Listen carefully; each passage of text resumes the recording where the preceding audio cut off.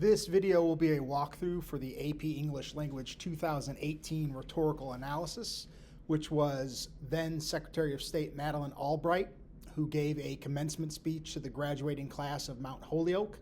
And the prompt on the next slide shows us that the graduating class of Mount Holyoke was an all-female class, which is key to understanding this speech. So let's read the prompt. In 1997, then United States Secretary of State Madeleine Albright gave the commencement speech to the graduating class of Mount Holyoke College, a women's college in Massachusetts. Read the following excerpt from her speech carefully, then write a well-developed essay in which you analyze the choices Albright makes to convey her message to the audience. So, understanding the rhetorical triangle here, we know that the speaker is Madeleine Albright, and even if we don't know who Madeleine Albright is, and even if we don't know what the Secretary of State does, we know that that's an extremely important person in the United States government.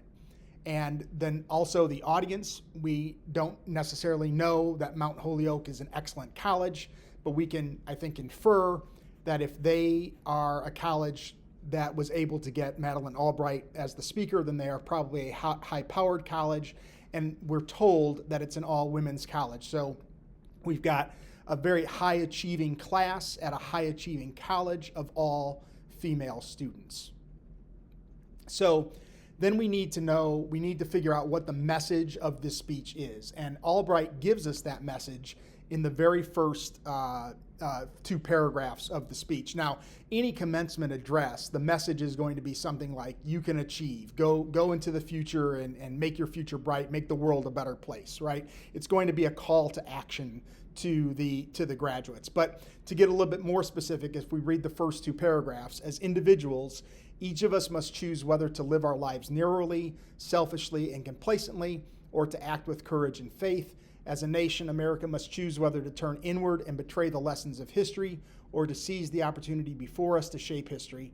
Today, under the leadership of President Clinton, America is making the right choice. So especially this first paragraph, I think explicitly tells us what her message is to these graduates. So if I were writing the introduction to this timed writing, to this prompt, I would use the speaker, the audience, and the message as part of my introduction. I would probably write 2 sentences, maybe 3, that encompass those 3 things. And then it would bring me to my thesis statement, my position, and I would then repeat the message and use a subordinate conjunction, perhaps because, perhaps if, maybe when, and I would give some reasons, some examples, maybe even list the rhetorical moves that I'm going to discuss in the timed writing in that position, so that I end up picking up that point in the column A of the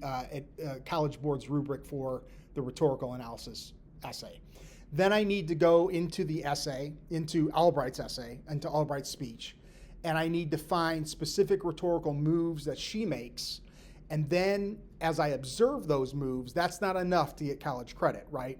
I have to observe the move quickly, and then I have to link the move back to the message. So I'm always coming back to this idea: as individuals, each of us must choose whether to live our lives narrowly, selfishly, and complacently, or to act with courage and faith. I need to be constantly coming back to that, and I need to be constantly coming back to the idea that it is an all-female audience. And in fact, personally, the devices, the moves that she makes in the speech that stand out to me are focused on the fact of the audience is all female.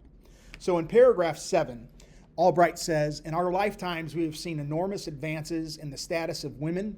We could now lower our voices and, as some suggest, sit sedately down.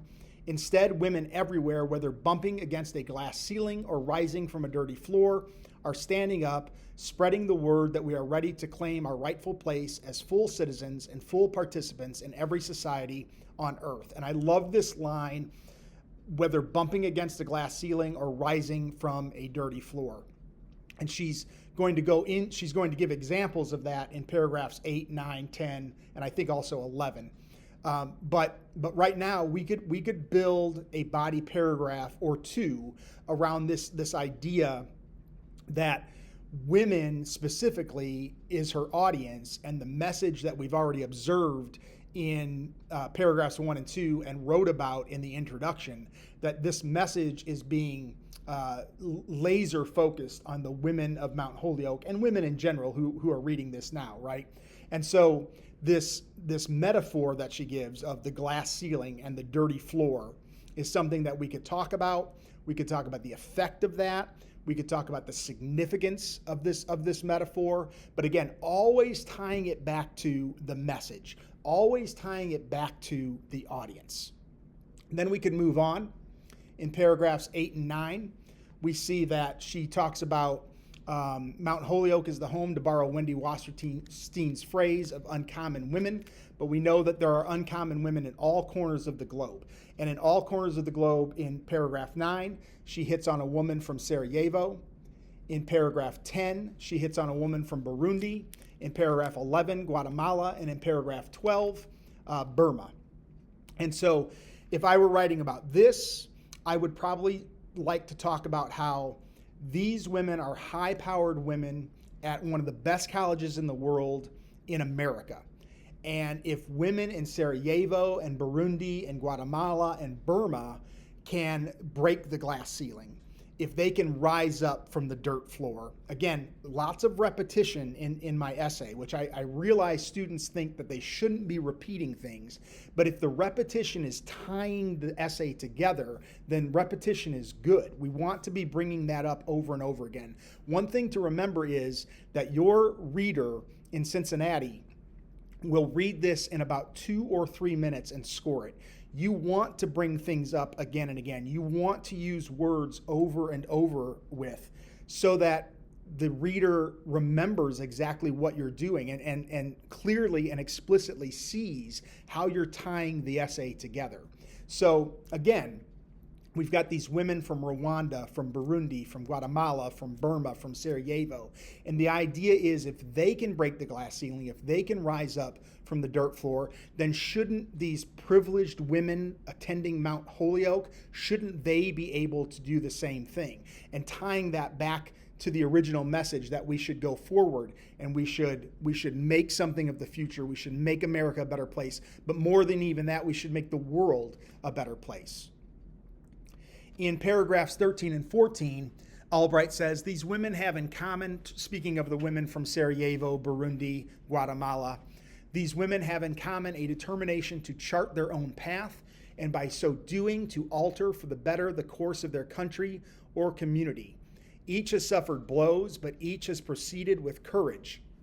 Each has persevered.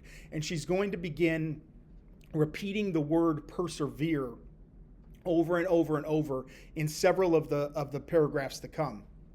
And that's another rhetorical move that I might focus on. But again, I'm not interested in just observing the fact that she repeats the word persevere. I'm not interested in just saying what the word persevere means and the fact that she's repeating this idea again and again. I'm interested in, how does the word persevere, which she repeats again and again, how does that word connect back to the message? How does that word, what is the connotation of that word when we're talking about it to an all-female audience? Why would perseverance be something that we would want to talk about with women versus, and what is the difference between talking about it with women and talking about it with men? Why do women have to persevere in a way that is different from the way that men have to persevere? Why are there more obstacles being thrown at women? What is the message here, and how is this, how is the message of perseverance supporting the overall message of the speech? In paragraph 16, we get a repetition of the word persevere. So again, at the end, but no matter how impotent you may sometimes feel, have courage still and persevere. And again, in 18, but no matter how difficult it may be to meet the commitments you have made, have courage still and persevere. So again, it's one thing to observe it. That's the easy part, and that's not going to get us college credit. That's not going to get us the qualifying score. It's the effect of this repetition. It's the significance of this repetition. There are literally hundreds of rhetorical moves that we could isolate in this speech, and yet we will have only isolated in our own timed writing, we will have only isolated 2 or 3 different rhetorical moves. So we have to strive to prove why it is we're isolating the rhetorical moves that we isolate, because we're basically saying these are the most important rhetorical moves in the speech. Now, realistically, they're not, right? Realistically, there were the rhetorical moves that you saw and that you thought you could write about the quickest, because we only have 135 minutes to write 3 timed writings. So you're actually just probably plucking out the ones that jumped out at you first.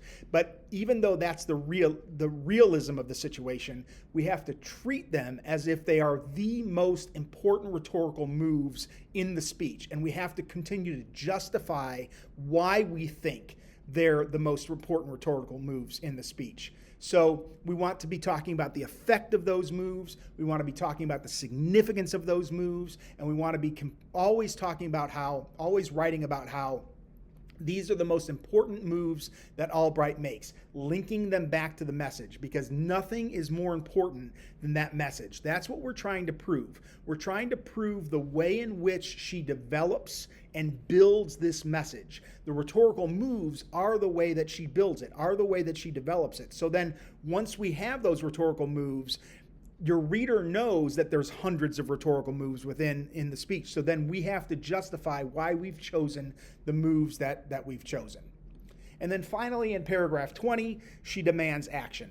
This morning, in these beautiful surroundings at the celebration of warm memory and high expectation, I summon you in the name of this historic college and of all who have passed through its halls to embrace the faith that your courage and your perseverance will make a difference, and that every life enriched by your giving, every friend touched by your affection, every person inspired by your passion, and every barrier to justice brought down by your determination will ennoble your own life, inspire others, save your country, and explode outward the boundaries of what is achievable on this earth. So in this final paragraph, in paragraph 20, she is repeating the message that we saw in paragraphs 1 and 2. So we could use this probably in the conclusion. We could build a body paragraph around this call to action. We could use, if we've read the entire speech before we write the introduction, we could use this in the introduction to suggest the message of the speech. But it's a call to action. And again, we see like for example, the word perseverance in here. We see hints, allusions back to the women from Burundi, the women from Guatemala, the woman from Sarajevo. And so we can tie that together at the end of our timed writing. And if we do it this way, and we don't have to do it this way, but if we do it this way, we've kind of done a chronological essay as we've gone through the speech paragraph by paragraph. We plucked out our rhetorical moves, and then we conclude our timed writing with the conclusion that Albright gave in this speech.